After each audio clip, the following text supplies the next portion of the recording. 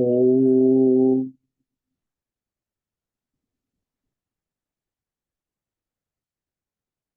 नमो भगवते वासुदेवाय। ओम नमो भगवते वासुदेवाय। ओम नमो भगवते वासुदेवाय। ओम नमो भगवते वासुदेवाय। ओम नमो भगवते वासुदेवाय। ओम नमो भगवते वासुदेवाय। ओम नमो भगवते वासुदेवाय। ओम नमो भगवते वासुदेवाय। ओम नमो भगवते वासुदेवाय। ओम श्री परमात्मने नमो नमः। ओम गणपतये नमो नमः। ओम सरस्वत्यै नमो नमः। ओम गुरुभ्यो नमो नमः। ओम सहनाववतु सहनौ भुनक्तु सह वीर्यं करवावहै तेजस्विनावधीतमस्तु मा विद्विषावहै। ओम शांति शांति शांति। सदाशिव समारंभां शंकराचार्य मध्यमा अस्मदाचार्य पर्यन्तां वंदे गुरु परंपरां। वंदे गुरु परंपरां।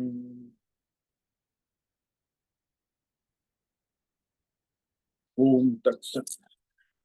आप सभी ऑनलाइन नेटवर्क पर उपस्थित भगवत गीता श्रवण साधकों को ऋषिकेश से आज हमारा प्रातः का अभिवादन, अभिनंदन, अभिवंदन। हरि ही ओम, हरि ही ओम, हरि ही ओम। हम सबको आज का यह दिव्य दिन तन मन धन जन देश काल विषय वस्तु परिस्थिति अवस्थाएं व्यष्टि समष्टि अध्यात्म भौतिक दैवी क्षेत्र सभी को अपने अपने पूर्व में अनंत जन्मों में किए हुए संचित पाप पुण्य धर्म अधर्म मिश्र सकाम निष्काम कर्मों के पके हुए फल स्वरूप में वर्तमान में आज सभी अपने अपने प्रारब्ध अनुसार परमेश्वरीय चिंत्य योग माया के माध्यम से प्रसाद स्वरूप में प्राप्त हुआ है। अतः आज का यह दिव्य दिन परमार्थ हेतु निष्काम सेवा यज्ञ, देव यज्ञ, ऋषि यज्ञ, पितृ यज्ञ, मानवता यज्ञ, भूत प्राणी यज्ञ, सात्विक दान, शारीरिक वाचिक मानसिक तप, निष्काम कर्म योग, ध्यान योग, भक्ति योग, ज्ञान योग, साधना, स्वाध्याय, वेद शास्त्रों का अध्ययन, अध्यापन, उपासना, आराधना के लिए समर्पित करे और करवावे। अत्यंत दुर्लभ मनुष्य जीवन की प्रत्येक क्षण परमार्थ हेतु सार्थक करे और करवावे। आज विक्रम संवत 2082 आषाढ़ मास शुक्ल पक्ष की अष्टमी तिथि दोपहर 2:06 तक है। उसके बाद नवमी तिथि लग जाती। आज है हस्त नक्षत्र जो सायं 5:49 तक है। उसके बाद चित्रा नक्षत्र लग जाता है। आज गुरुवार है। गुरुजन की आराधना उपासना सेवा शुश्रूषा का दिन है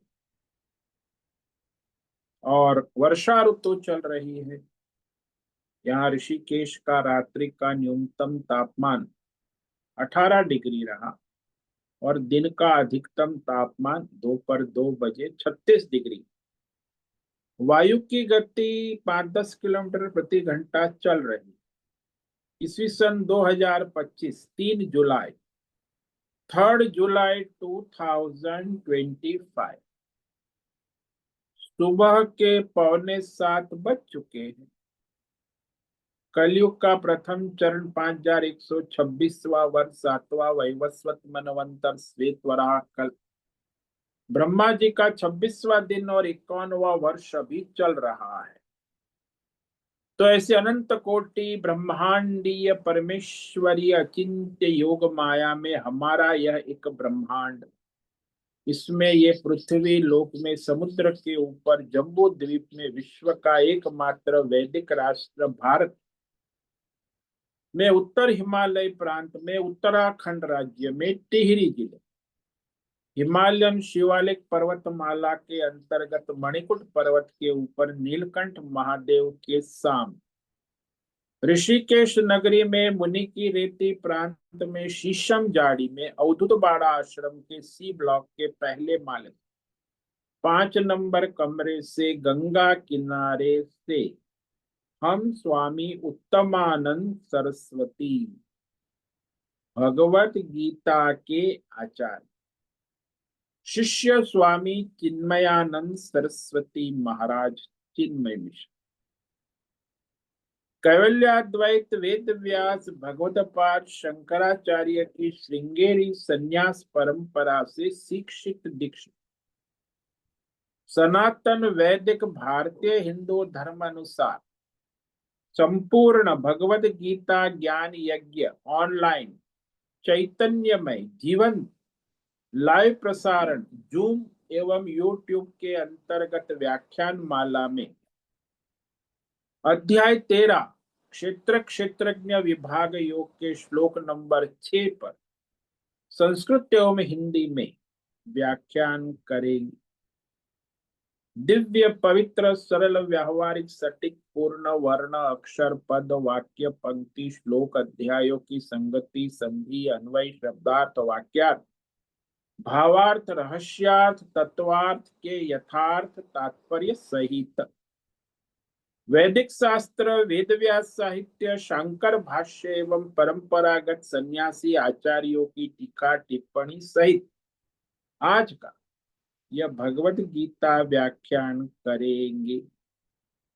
कृपया आप सभी श्रद्धा भक्ति ध्यान से परिपूर्ण होकर के यह दिव्य श्रवण साधना करें। इसमें से कुछ ग्रहण करे, कुछ धारण करे, कुछ अपने जीवन में चरितार्थ करे और उसमें निरंतरता लाए।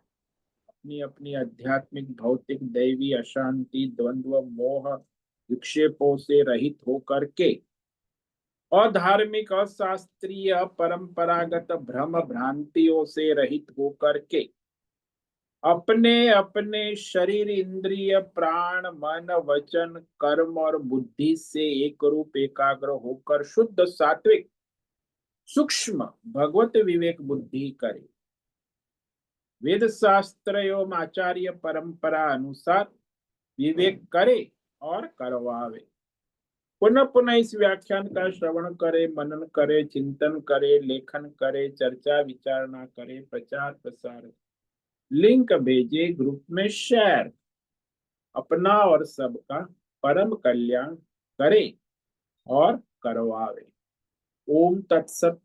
ओम ओम। कल हमने श्रीमद् भगवद गीता अध्याय 13 क्षेत्र क्षेत्रज्ञ विभाग योग के श्लोक नंबर 6 पर विवेक विचार किया था, जिसमें भगवान क्षेत्र के विकार यानी परिवर्तन, जो धीरे धीरे परिवर्तन होता है, नष्ट होता है, क्षेत्र विकारी है न?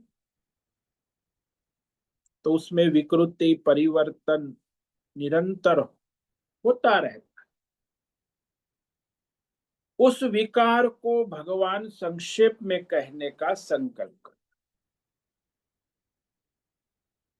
इच्छा द्वेष सुखम दुखम संघातश्चेतना धृतेः एतत् क्षेत्रं समासेन सविकार समुदारतम। ये सारे क्षेत्र के विकार है। इच्छा यानी अनुकूल विषय प्राप्त करने की इच्छा और प्रतिकूल विषय त्याग करने की इच्छा, ये इच्छा,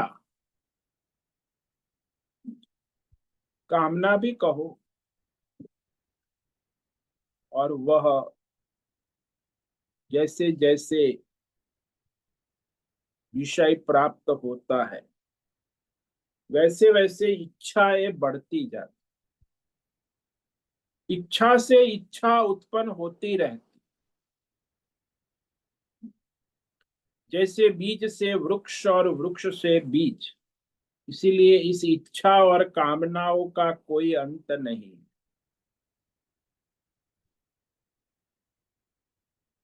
इह लोक परलोक वर्तमान भविष्य की इच्छाएं उत्पन्न होती, और जो अपने कामना के प्रतिकूल देश काल विषय होता है उसमें द्वेषात्मक वृत्ति उत्पन्न होती है।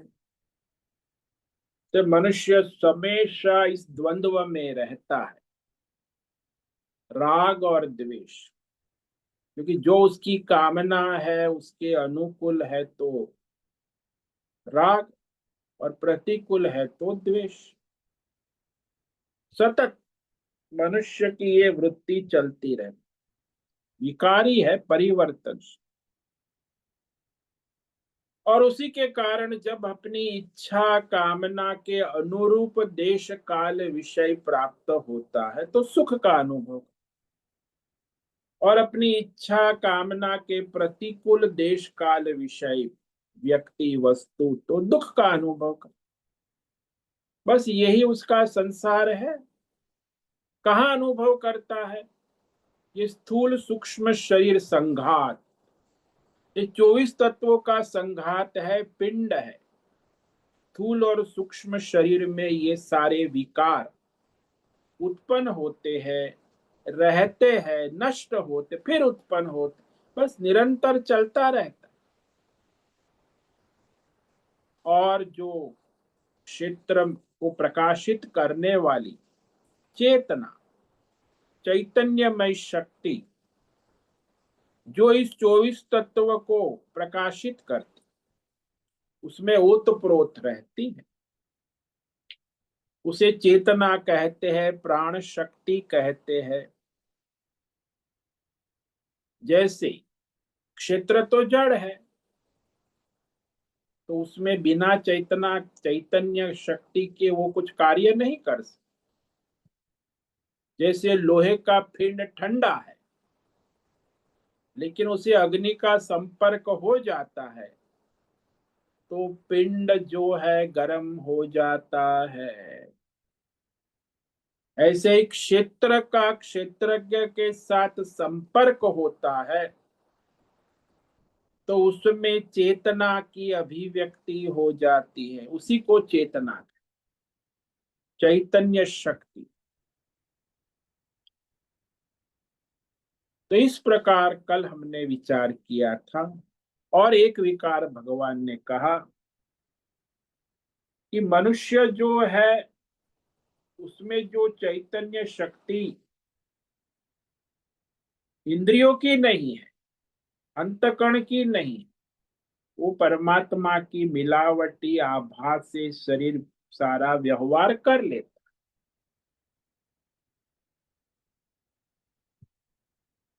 जैसे बल्ब है, ट्यूबलाइट है, पंखा है, उसमें अपनी कोई शक्ति नहीं है प्रकाशित होने की।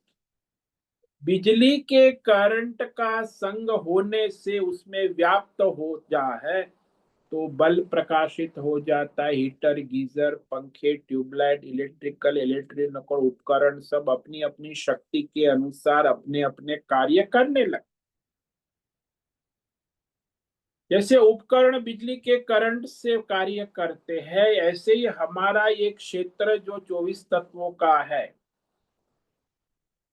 वो क्षेत्रज्ञ की चैतन्य शक्ति से अपना अपना कार्य करने में समर्थ हो जाता है। इसीलिए उसे चेतना कहा। आत्म चैतन्य क्षेत्रज्ञ का उसमें मिलावट होकर वह होश का अनुभव, होश में कहते ना, आप होश में है कि बेहोश, चेतना जो है होश, जागृति, चैतन्यमय, उसी चेतना के द्वारा ही मनुष्य जागृत स्वप्न में सारा व्यवहार कर लेता है। और फिर भगवान ने कहा धृति। धृति का अर्थ होता है धारणा, धारण करने की शक्ति। जब हम अपने स्थूल सूक्ष्म शरीर से थक जाते हैं, तब भी ये स्थूल सूक्ष्म शरीर को धारण करके कार्य कराते हैं। वह धारणा यानी धृति, जिसको धैर्य कहते, ये धैर्य भी क्षेत्रज्ञ आत्मा का धर्म नहीं है, क्षेत्र का धर्म। स्थूल सूक्ष्म इंद्रियों क्षेत्र का ही धर्म है। जब आप बिल्कुल थक जाओ तब भी ये धारणा शक्ति रहती है, धृति, जो आपको कार्य के लिए प्रेरित कर।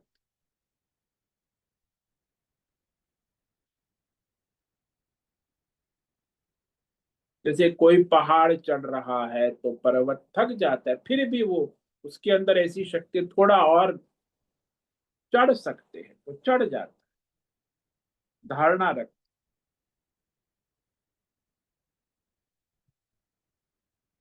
जैसे रशिया में समाजवादी क्रांति हुई, लेनिन लेनिन की समाजवादी का, उस समय वहां जो उसका मुख्यमंत्री था, वह सब मंत्रालय छोड़कर भाग गया, जंगल में छिप गया। अब उस जमाने में मोटर कार स्कूटर तो नहीं थे, हाथी घोड़े पर सैनिक ढूंढते थे। उस मंत्री ने अपनी जीवन में लिखता है कि जब लेनिन के सिपाही हमें पकड़ने आते थे, तब हम भागते थे, छुपते थे, क्या कर सकते, सत्ता उनके हाथ में थी और वो हमें पकड़ना चाहते, तो भागते फिरते रहे। कई बार ऐसा हो, एक बार भागते भागते एकदम थक कर चकनाचूर होकर गिर जाते, सोचते थे कि वो अभी पकड़ लेगा, आ गया, नहीं दौड़ा जाएगा। लेकिन दूर से घोड़ों की टाप टाप जब सुनाई देती, फिर खड़े होके पूरी शक्ति लगाकर, धारणा शक्ति, दौड़ने लगते थे, छिपने लगते थे। अंत में वो मुख्यमंत्री बचकर निकल गए।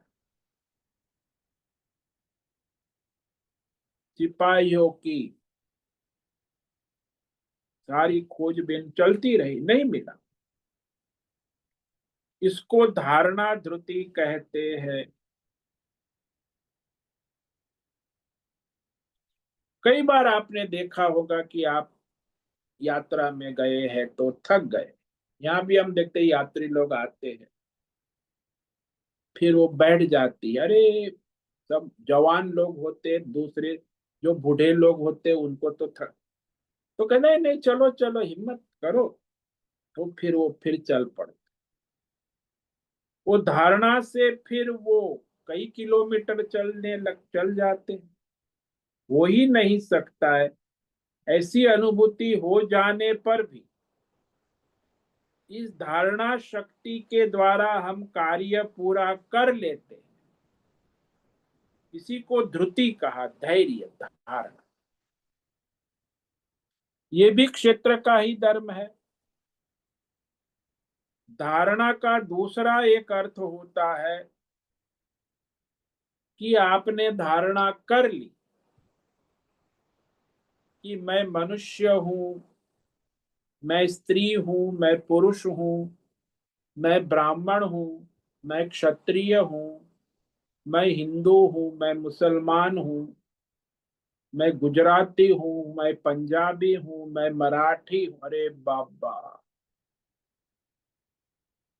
तो जैसी धारणा कर ली है उस अनुसार आपकी बुद्धि, आपका क्षेत्र उसे धारण कर व्यवहार करता है।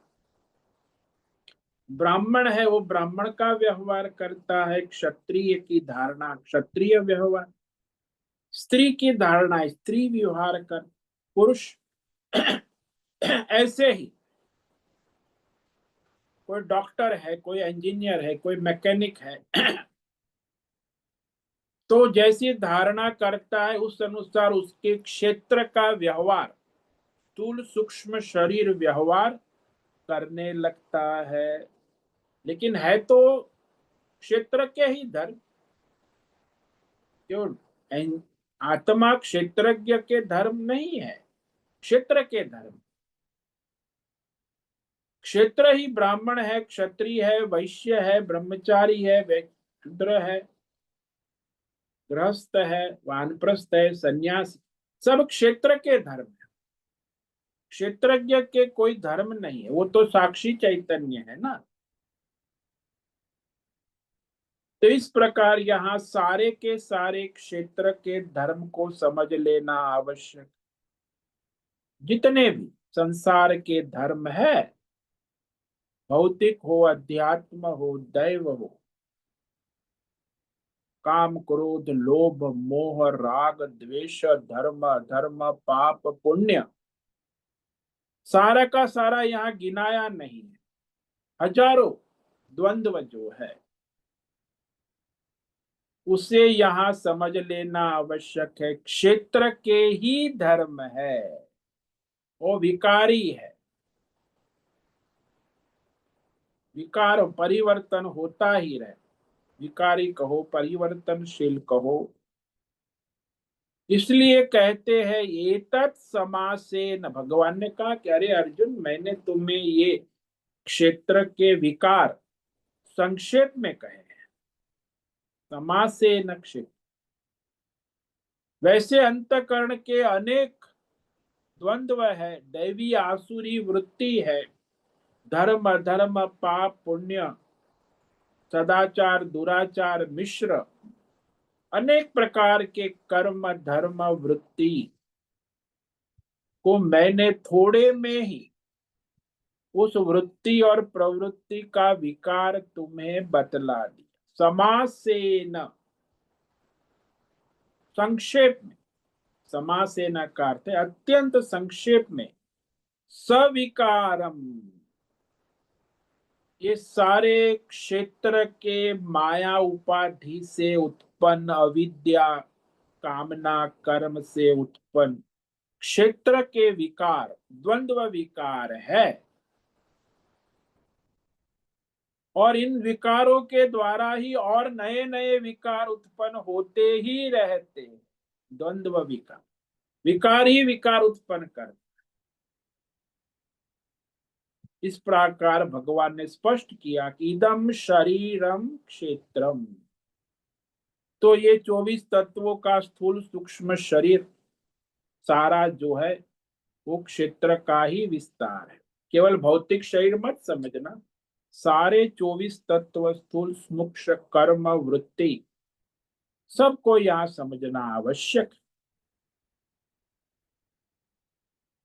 जैसे आप स्टेज पर देखते हो कि देवदत्त भिखारी की सारी समस्या, भिखारी पना, उसका जन्म मरण, उसके सारे दुख सुख उसकी सारी वृत्तियां प्रवृत्तियां सारी देवदत्त भिखारी की ही है, पात्र की है। क्षेत्रज्ञ सुपरस्टार कलाकार उसे केवल प्रकाशित करता है, साक्षी चैतन्य उसकी स्क्रिप्ट के अनुसार उसे चलाता है, लेकिन वो उसका किसी का संग नहीं करता। भिखारी की दुख वृत्ति को प्रकाशित करता है, भिखारी की सुख वृत्ति को प्रकाशित करता है, भिखारी के राग द्वेष को प्रकाशित करता है, भिखारी के सारे द्वंद्व को प्ले करता है, प्रकाशित करता है। लेकिन वो द्वंद्व वाला होता नहीं है, वो तो कलाकार है, सुपरस्टार। भिखारी में सारे द्वंद्व को वो प्रकाशित करता है। ऐसे क्षेत्रज्ञ क्षेत्र के किसी विकार से विकारी नहीं होता, प्रकाशित करता है। इस प्रकार भगवान ने यहाँ क्षेत्रज्ञ का विवेक विचार करते हुए क्षेत्र के स्वरूप का निरूपण किया, वो भी संक्षेप। क्योंकि ये जो 13वें अध्याय से लेके 18वें अध्याय तक जो है वो आत्मा अनात्मा विवेक ही है, आत्मज्ञान है, शुद्ध आत्मज्ञान। इसमें कोई कर्म भक्ति का विषय नहीं है। आत्मज्ञान प्रधान रूप से 13वें अध्याय से लेके 18वें अध्याय को भगवान को कहना है। तो यहाँ क्षेत्र का स्वरूप कह दिया। अब क्षेत्रज्ञ का स्वरूप कहने की बात आई तो भगवान ने क्षेत्रज्ञ का स्वरूप तुरंत नहीं कहा कि वो क्षेत्रज्ञ चैतन्यमय आत्मा का प्रकाश, कि क्षेत्रज्ञ मैं ही हूं, मनुष्य के अंदर वह चैतन्यमय ज्ञान प्रकट होना, अंतकरण में वह चैतन्यमय आत्मज्ञान, मैं क्षेत्रज्ञ परमात्मा हूं, जो क्षेत्र को जानने वाला हूं, जानने वाला मैं क्षेत्रज्ञ हूं, कह करके आगे यह प्रतिज्ञा कर दी कि क्षेत्रज्ञ की योग्यता, क्षेत्रज्ञ को जानने के लिए योग्यता आवश्यक है। क्षेत्रज्ञ परमेश्वर ही है। जो दार्शनिक लोग कहते हैं कि क्षेत्रज्ञ और परमेश्वर अलग है, तो जगत में 90% संप्रदाय और धर्म करने, हमारे सनातन धर्म में भी 90% क्षेत्रज्ञ और परमात्मा को अलग ही मानते। क्षेत्रज्ञ जीवात्मा और पर द्वैतवादी जिसको कहते, सारे संप्रदाय दुनिया के द्वैतवादी, वह जब अलग अलग मानते हैं, वास्तव में वो अलग नहीं है। वो अलग मानते हैं और एक है अद्वैत ज्ञान, गीता ज्ञान में दोष बताते कि गीता में ऐसा नहीं, ऐसा कहा है, उसका उल्टा अर्थ कर। गीता की जो सारी द्वैतवादी टीका व्याख्याएं है, वो जीवात्मा और परमात्मा का भेद बताती है। वास्तव में वह क्षेत्र को भली प्रकार से नहीं बताते और क्षेत्र का स्वरूप भी भली प्रकार से नहीं बताते, और क्षेत्रज्ञ का तत्व तो बता ही नहीं पाते। तो उसका निराकरण करने के लिए क्षेत्रज्ञ तत्व को समझने के लिए, जानने के लिए उसका विवेक करना आवश्यक है।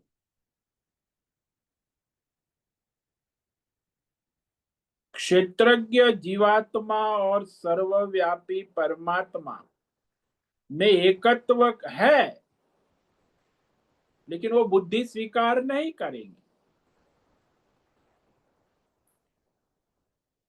कहेंगे घटाकाश तो घटाकाश ही है, और महाकाश तो घड़े के अंदर का आकाश और बाहर का आकाश एक कैसे हो सकता है? घड़े का आकाश छोटा है और बाहर का आकाश बड़ा है, वो एक नहीं हो सकता। ये द्वैतवादी कहते। अद्वैतवादी कहते घड़े का आकाश है वही महाकाश, आकाश केवल एक ही है। सारी उपाधियों का प्रभाव क्षेत्र में है, क्षेत्रज्ञ चैतन्य उसे प्रकाशित करता है। स्वयं निर्गुण निराकार निर्विशेष होने के कारण वह अपनी त्रिगुणी माया शक्ति के द्वारा सगुण विभूतियों को भी धारण करता है। क्षेत्र को धारण करता है, ऐसे ही वो सगुण विभूति, ईश्वरीय विभूति, दैवी विभूति को भी धारण करता। सारे भौतिक अध्यात्म दैवी विभूति प्रभाव ऐश्वर्य का मूल आधार केवल क्षेत्रज्ञ परमात्मा ही है। यदि ऐसा किसी को ज्ञान होता है कि भौतिक अध्यात्म दैव सभी शक्ति विभूति ऐश्वर्य के प्रभावों का मूल आधार क्षेत्रज्ञ परमात्मा ही है, उसे जानने से मोक्ष सिद्ध हो जाता है। ये भगवान ने। अब आगे इस अध्याय में क्षेत्रज्ञ का स्वरूप कहना चाहिए, लेकिन भगवान ने क्षेत्रज्ञ को जानने की योग्यता के लिए साधन साधना क्या है बता रहे हैं, क्योंकि इसका निरूपण करना अत्यंत आवश्यक। क्षेत्रज्ञ को जानना जैसा है वैसा और उसे धारण करना, उसके लिए योग्यता होना आवश्यक। तो हमारे वेद शास्त्र के उपदेश में दो प्रकार के उपदेश हैं। वेद शास्त्र एक प्रकार उपदेश कहता है कि जिनको जानकर उस प्रकार हमें साधन साधना कर्म करना है। साधन साधना जानने से कोई लाभ नहीं है। शास्त्र में कहा है साधन साधना जान करने से कोई लाभ होने वाला नहीं, उसे अभ्यास करने से। लेकिन वेद कह देता है कि ये साधन है, ये साधना है। करने न करने में तुम स्वतंत्र हो, हम सब स्वतंत्र हैं। शास्त्र ने कह दिया कि ये साधना है, करो ना करो आप स्वतंत्र हो। इसलिए करने का बताने के बाद हम करें या न करें वह हम पर निर्भर है। जैसे डॉक्टर ने बता दिया परहेज करना है, दवाई इस तरह ले, अभी आप लो ना लो वो आप पर निर्भर है। वेद भी बता देता है कि ये करना है ये नहीं, अब आप करो ना करो वो आप पर निर्भर है, आप स्वतंत्र हो।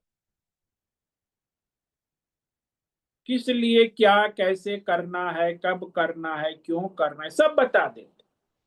लेकिन करना न करना वो तो आप पर निर्भर है। वेद ने बता दिया कि भाई एकादशी का व्रत करना है, पूर्णिमा अमावस्या का व्रत कर, चातुर्मास अभी शुरू हो गए, एकादशी परसों दो, चातुर्मास व्रत करना है, बता दिया। अब करना न करना आप स्वतंत्र। तो एक वेद का उपदेश है, उपदेश, साधन साधना जो आपको बताते हैं। दूसरा वेद शास्त्र का उपदेश उस बारे में है जिस क्षेत्रज्ञ को जानना ही पर्याप्त, वहां कुछ करना कराना नहीं है कि जानकर कुछ करना है। क्षेत्रज्ञ परमात्मा की एकता है, उसे जानना है, जिसमें करना कुछ भी नहीं। आत्मज्ञान होने में हम स्वतंत्र नहीं है,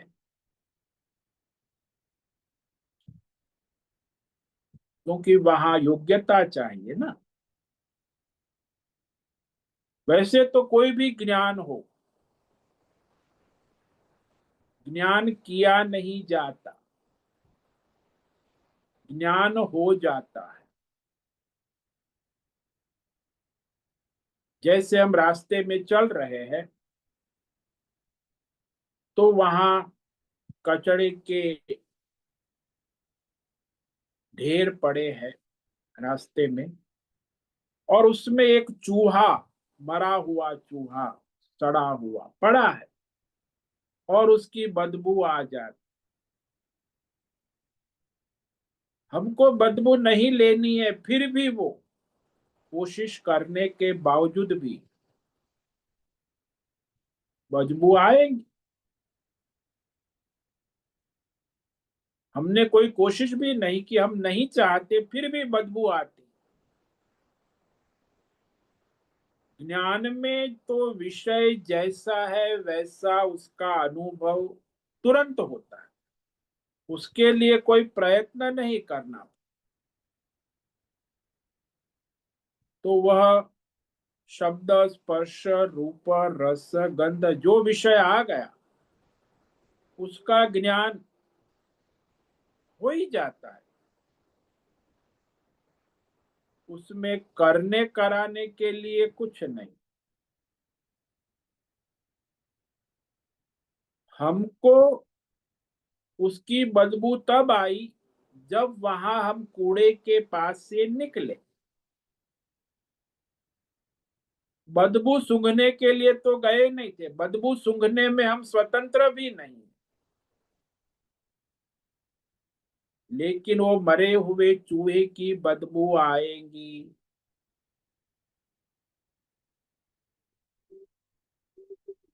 वो सहज है।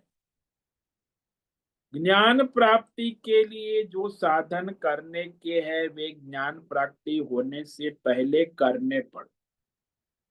आपको चूहे की बदबू आ रही है, उसका ज्ञान हो रहा है, क्यों? क्योंकि आप वहां कूड़े के ढेर से निकल रहे हैं, ये साधन हो रहा है। वैसे ही आत्मज्ञान प्राप्ति के साधन पूरे होंगे तब जाके आत्मज्ञान प्राप्त होगा। साधन साधना नहीं है तो आत्मज्ञान प्राप्त नहीं है, अपने आप नहीं हो जाता। इसलिए संसार में देखा जाता है कि किसी को पीएचडी करनी है गणित में तो पीएचडी में सीधे नहीं जा सकते। वो पहले 20 साल स्कूल में गणित पढ़ता है, साधना करता है, 90%, हाई स्कूल में 90% गणित पास करता है, 10 साल, फिर इंटर कॉलेज में 2 साल गणित पास करता है, 12 साल, फिर 3 साल डिग्री में बीएससी मैथमेटिक्स पास करता है, 15 साल, फिर 2 साल मैथमेटिक्स एमए पास करता है, 17 साल, इतनी साधना करने के बाद यूनिवर्सिटी उसे पीएचडी में एडमिशन देती है, स्कॉलरशिप देती है। ये साधना 17 साल की नहीं करेगा तो पीएचडी का सपना देखता रहेगा, न उसे स्कॉलरशिप मिलेगी न वो पीएचडी कर सकता है। ये नियम है। यहां भी आत्मज्ञान क्षेत्रज्ञ में स्थिति बनाने के लिए, जैसे पीएचडी में स्थिति बना के लिए 17 साल की साधना है, ऐसे यहाँ भगवान 20 साधना बताने जा रहे हैं। योग्यता बनाना अनिवार्य है, इसमें कोई शॉर्टकट नहीं। साधन को संपन्न करना आवश्यक है, योग्यता। और वह शम दम उपरति तितिक्षा जो भी साधन कहे है दैवी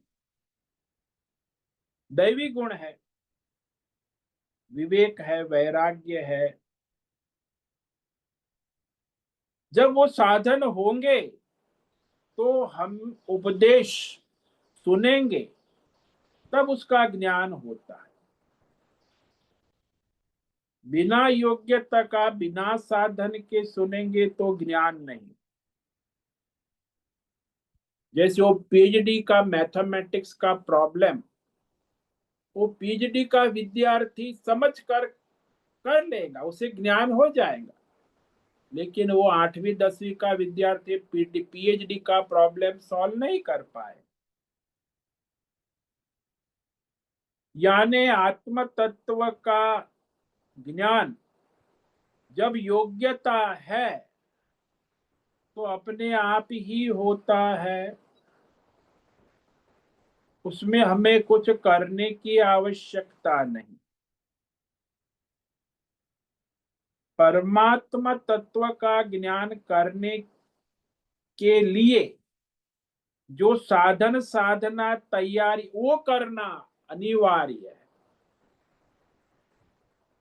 आत्मज्ञान के साधनों का पहले प्रतिपादन भगवान कर, क्योंकि क्षेत्रज्ञ का वर्णन करना है ना। ये सारी साधन साधना करोगे तब आत्मज्ञान होगा, नहीं तो आत्मज्ञान नहीं होगा। शब्द ज्ञान हो जाएगा, वो अपरोक्ष अनुभूति आत्मज्ञान तो जब आप साधन साधना पूरी करोगे तभी ही होगा। आत्मज्ञान के बाद हमको कुछ करना नहीं। आत्मज्ञान के लिए भी कुछ करना नहीं, लेकिन आत्मज्ञान प्राप्ति करने के साधनों को साधना रूप से पूर्ण करना है। इसीलिए उस आत्मज्ञान प्राप्ति के साधनों को भगवान ने यहाँ आत्मज्ञान कहा है। इस 13वें अध्याय में अब ये 7 से लेके 11 तक श्लोक है, 20 साधन साधना बताए। और ये 20 साधन साधना जो सिद्ध करेगा उसे आत्मज्ञान हो जाएगा। तो यहाँ भगवान इसे आत्मज्ञान यानी आत्मज्ञान प्राप्ति की साधन साधना, उसकी आवश्यकता है।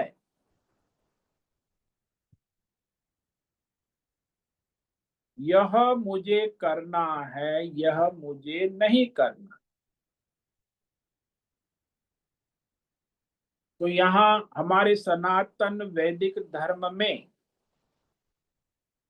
ब्राह्मण क्षत्रिय वैश्य शूद्र ब्रह्मचारी गृहस्थ वानप्रस्थ सन्यासी, ये सब वेद शास्त्रों में कर्तव्य बताए हैं।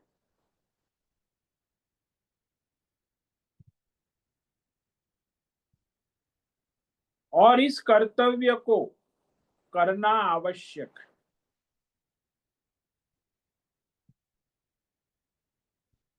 तो हालांकि उस वर्णाश्रम धर्म में बंधन है, बंधन में रहते हुए कर्तव्य से हटना असंभव है, इसीलिए कर्तव्य बोध बना रहता है, उसे हटाना असंभव है। वेद शास्त्र ने संन्यास का विधान,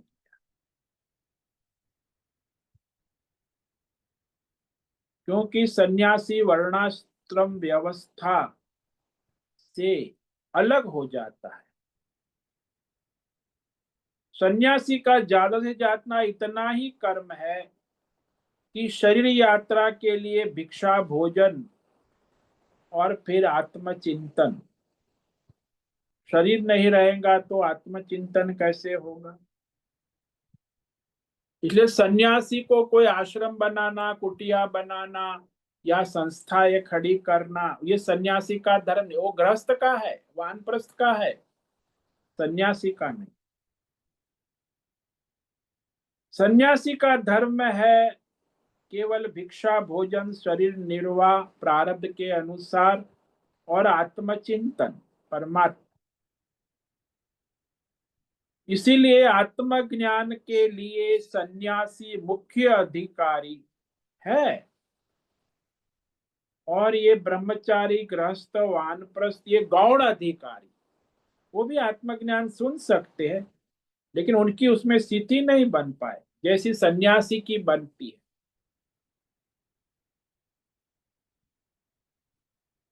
तो वह परमात्मा के विषय में विवेक विचार कर सकते, ब्रह्मचारी भी गृहस्थ भी वान, लेकिन जैसा विवेक विचार सन्यासी का होता है वैसा श्रवण मनन उनका नहीं हो सकता, क्योंकि वहां साधन साधना पूरी नहीं है।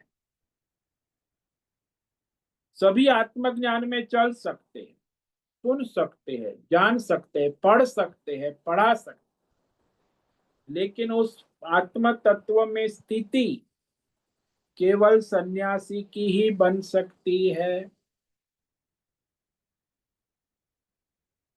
इसलिए हमारे जितने भी ऋषि मुनि हो गए, क्रम से उन्होंने ब्रह्मचारी गृहस्थ वानप्रस्थ और सन्यास शास्त्र के अनुसार अपना स्वधर्म करते हुए सन्यास से मोक्ष प्राप्त किया।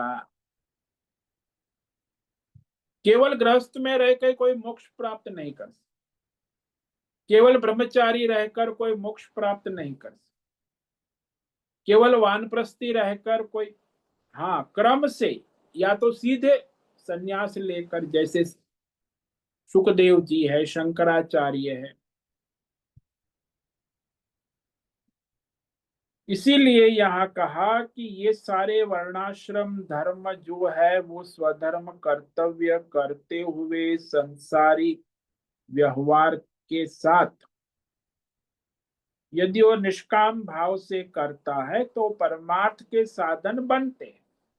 लेकिन ये यदि वो स्वधर्म कर्म सकाम करता है तो संसार में ही घूमता रहता है और उसका कर्तव्य कभी समाप्त नहीं है।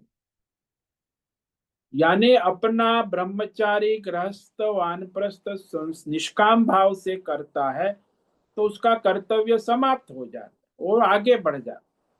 सकाम भाव से करता है तो उसका कर्तव्य कभी समाप्त नहीं हो, चलता ही रहे। इसीलिए परमार्थ तक पहुंचने के लिए मनुष्य को पहले अपना स्वधर्म कर्म करना अनिवार्य है। स्वधर्म कर्म वो भी निष्काम भाव से करने से उसमें जो है परमार्थ के साधन यानी दैवी गुण वो आना भी आवश्यक है। तो धर्मात्मा होगा, उसमें दैवी गुण श्रम दम उपरम आएगा और वो सन्यासी होगा, तब उसे आत्मज्ञान में स्थिति बन जाएगी। तो परमार्थ का मुख्य अधिकारी जो है वो सन्यासी है, और ये ब्रह्मचारी, गृहस्थ, वानप्रस्थ ये गौण है। इसीलिए वेद शास्त्र में वर्णाश्रम धर्म का निरूपण है।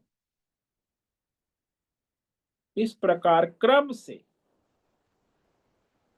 वह मनुष्य आत्मज्ञान में स्थित हो जाए। मुख्य अधिकारी सन्यासी है, बाकी सारे गौण हैं। उनको भी क्रम से सन्यास लेना होगा। सन्यास नहीं लेंगे तो उसमें आत्मज्ञान में स्थिति नहीं बनेगी। इसीलिए ये अपने स्वधर्म का पालन करना भी आवश्यक है, साथ में दैवी गुण का अभ्यास करना भी आवश्यक है। तो वह दैवी गुण क्या है जो आत्मज्ञान के साधन है, साधना है, वो अब भगवान कहने जा रहे हैं। आगे श्लोक नंबर 7 से लेके 11 तक 20 साधन साधना है। और है बड़ा पुरुषार्थ है, मेहनत है, ये कोई ऐसे आसान नहीं। इसलिए कोई साधन साधना नहीं करना चाहते, सीधे आत्मज्ञान ऐसा तो हो नहीं सकता। सारे विद्यार्थी पीएचडी करना चाहते हैं मैथमेटिक्स, लेकिन उसके लिए जो साधन साधना करनी है वो तो नहीं करनी है, तो पीएचडी कैसे होगा? वो 17 साल एमएससी करेगा तब जाके पीएचडी करेगा ना। ऐसे ही यहाँ भी ये अपना स्वधर्म वेद शास्त्र के अनुसार वर्णाश्रम धर्म ठीक से करेगा और दैवी गुण का अभ्यास करेगा, तब जाके 20 गुण उसमें आएंगे, तब वो आत्मज्ञान में स्थिति बना पाए। तो आत्मज्ञान प्राप्ति में ये साधन साधना अनिवार्य है, अत्यंत आवश्यक है। भगवान अब आगे श्लोक नंबर 7 से 13 तक कहने जा रहे हैं। अमानित्वं मदम्भित्वम् अहिंसा क्षान्तिरार्जवम् आचार्योपासनं शौचम स्थैर्यम् आत्मविनिग्रहः। अमानित्वम मदम 7 साधन कहे यहाँ। 7 से 11 में 20 साधन साधना है। तो सबसे पहला साधन है अमानित्वम, अपनी बड़ाई को छोड़ना। इस पर हम कल विवेक विचार करेंगे। तो आज जो हमने विचार किया ये श्लोक नंबर 6 पर, इच्छा द्वेष सुखम दुखम संघातश्चेतना धृतिः एतत् क्षेत्रम समासेन सविकार समुदारुतम। इच्छा कहो, कामना कहो, द्वेष कहो, राग द्वेष कहो, सुख दुख, सारे द्वंद्व ले लेना। और ये 24 तत्व, स्थूल सूक्ष्म पिंड, संघात, मिलावट, और उसमें जो चेतना, चैतन्य शक्ति जो 24 तत्व को चला रही है, प्रकाशित कर, और धृति, धारणा, धैर्य, इस प्रकार ये सविकारम, विकारों सहित परिवर्तन वाले इस क्षेत्र को संक्षेप में कहा गया। एतत् क्षेत्रम समासेन उदाहृतम, यह क्षेत्र अर्जुन तुम्हें संक्षेप में कहा गया। ओम नमो नारायणाय, ओम नमो नारायणाय, ओम नमो नारायणाय, ओम नमो नारायणाय, ओम नमो नारायणाय। कायेन वाचा मनसेन्द्रियैर् वा बुद्ध्यात्मना वा प्रकृते स्वभावात् करोमि यद्यत् सकलं परस्मै नारायणायेति समर्पयामि। ओम सर्वे भवन्तु सुखिनः, सर्वे सन्तु निरामयाः, सर्वे भद्राणि पश्यन्तु मा कश्चित् दुःखमाप्नुयात् अस्तु मा सद्गमय तमसो मा ज्योतिर्गमय मृत्योर्मा मृतंगमय। ओम पूर्णमद पूर्णमिदं पूर्णात् पूर्णमुदच्यते पूर्णस्य पूर्णमादाय पूर्णमेवावशिष्यते। ओम शांति शांति शांति। शंकरं शंकराचार्यं केशवं बादरायणं सूत्रभाष्यकृतौ वन्दे भगवन्तौ पुनः पुनः। ईश्वरो गुरुरात्मेति मूर्तिभेदविभागिने व्योमवद्व्याप्तदेहाय दक्षिणामूर्तये नमो नमः। ओम गुं गुरुभ्यो नमो नमः। ओम तत्सत् ब्रह्मार्पणमस्तु। ओम ओम ओम।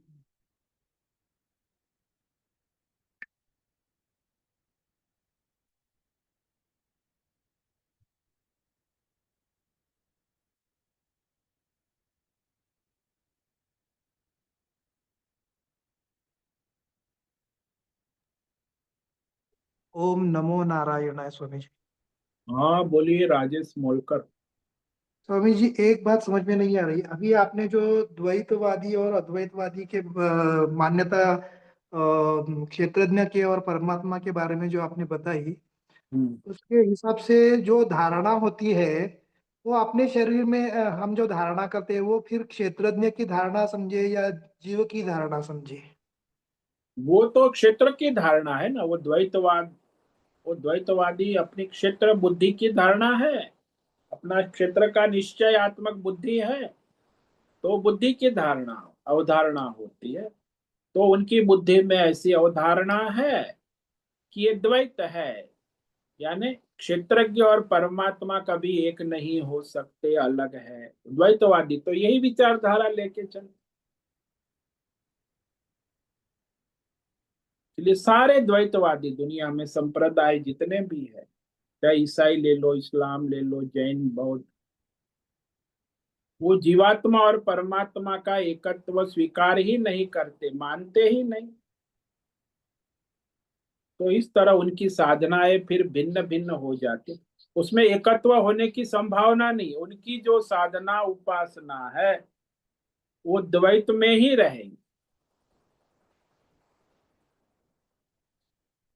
इसीलिए जो अद्वैतवादी साधना है, तप है, उपासना, जो भगवान, अब ये लोग भगवान ने अद्वैत साधना कही है, वो भी उनकी व्याख्या द्वैत में कर देते भगवत गीता। तो द्वैतवादी भी वो भगवत क्षेत्र क्षेत्र का एकत्व भगवान ने यहाँ कहा, उसको वो नहीं मानेंगे। वो अपने हिसाब से द्वैत व्याख्या करेंगे और प्रचार प्रसार करेंगे। तो भगवत गीता की द्वैतवादी व्याख्या हजारों है, अद्वैतवादी तो 5-10% ही व्याख्या हो। तो कभी मानेंगे नहीं और व्याख्या भी वैसी करेंगे। गीता में भगवान ने ऐसा कहा है, जीव जो है परमात्मा का अंश है, जीवात्मा क्षेत्रज्ञ और परमात्मा कभी एक नहीं हो सकते, वो अलग अलग ही है। घटाकाश घटाकाश है, महाकाश महाकाश है, घटाकाश महाकाश कैसे हो सकता है। ऐसे ऐसे उनकी व्याख्या तर्क चलते रहे।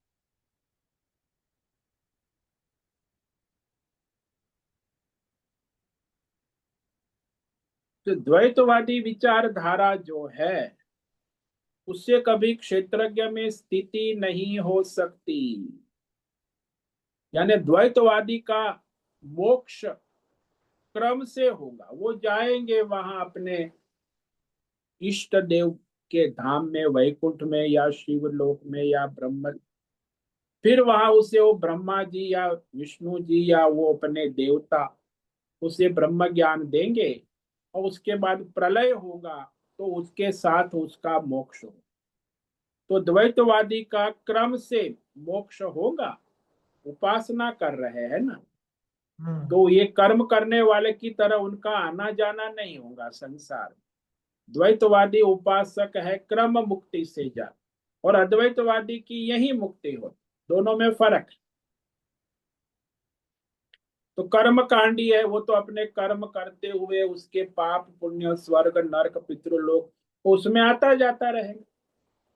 ये द्वैतवादी उपासक है, वो अपने देवलोक में जाके वहां फिर रह के प्रलय के बाद उसका मोक्ष होगा। और ये जो आत्मज्ञान है इसमें धारण अद्वैतवादी, उसका मोक्ष यहाँ अभी होगा। तो तीनों की गति भिन्न है।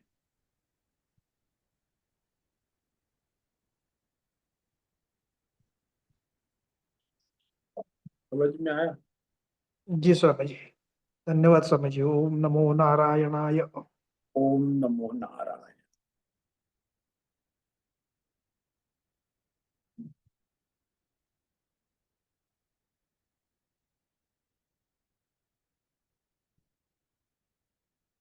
ठीक है, आज उपस्थित है प्रकाश आनंद दोषा, होस्ट है नैना पुरोहित, अजय रत्न पारखी, अनुराधा जेठे, आशा कोटक, भद्रेश पड़िया, हेमा कोटक, इला जोशी, जयंती पांडा, लीलावती बड़ेकर, मीरा उच्चिल, पंकज भट्ट, प्रभाकर अक्कल, पृथ्वीराज मालव, राम सेवक यादव, रेशा रथ, संजीवनी, श्रीरंग रानडे, सुचिता पाटिल, सुनील ठाकुर, उषा मेनन, विशाल बेड़ेकर और अंजलि। इतने साधक उपस्थित है। कुछ वहाँ यूट्यूब पर लाइव देख रहे हैं। तो सभी साधकों का आज का दिन मंगलमय हो, परमार्थ करे और अपना कल्याण करे। ओम नमो नारायणाय। ओम नमो नारायणाय। सभी ओम नमो साधकों को नारायणाय। नारायणाय ओम नमो नारायण। नारायण ओम नमो नारायण। नारायण। उससे निवेदन है आज का सत्संग पूर्ण करें। ओम नमो नारायणाय। आज का ये दिव्य सत्संग हम यही पूर्ण करते हैं। सभी साधकों को ओम नमो नारायणाय।